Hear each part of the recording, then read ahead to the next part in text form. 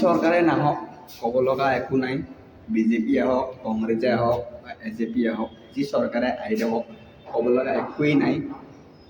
আমাক মাত্ৰ এটাই লাগে, জুবিনদাৰ ন্যায় ফাৰ্ষ্ট, তাৰপিছত বস্তুবোৰৰ দাম যাতে কমি যায় সেইটোৱে বিচাৰোঁ। আৰু আগতে আমি চেৰডেন কিনিব গ'লে 20 টকাত এক পাত্তাত পাইছিলোঁ, 10টা পাইছিলোঁ 20 টকাত। আজিকালি 20 টকাত কিনিব গ'লে মাত্ৰ 2টা দিয়ে। জ্বৰৰ ঔষধ কিনিব গ'লে মাত্ৰ এটা দিয়ে 10 টকাত। আগতে 10 টকাত কিনিব গ'লে আমাক 4টা 5টাকৈ দিছিলে, কিন্তু এতিয়া হ'ল মাত্ৰ 10 টকাত মাত্ৰ এটা দিয়ে। সেইটো কোনো উন্নতি হোৱা নাই, আমাৰ পৰাই লুটিছে, আমাকে দিছে।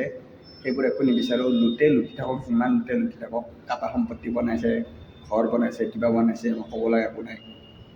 আমাক খালি জুবিনদাৰ ন্যায়টো লাগে, তাৰপিছত বস্তুৰ দামবোৰ যাতে কমি যায়, মই সেইটোৱে বিচাৰোঁ। বেলেগ ক'ব লগা মোৰ একো নাই। মই কোনো ৰাজনৈতিক দলৰ কোনো সদস্য নহয়, মই অসমীয়া হয়, প্ৰদীপ গোহাঁই মোৰ নাম। সেইটোৱে কথা। লাষ্ট এটাই কথা, জয় জুবিন দা, জয় আই অসম। Bye bye.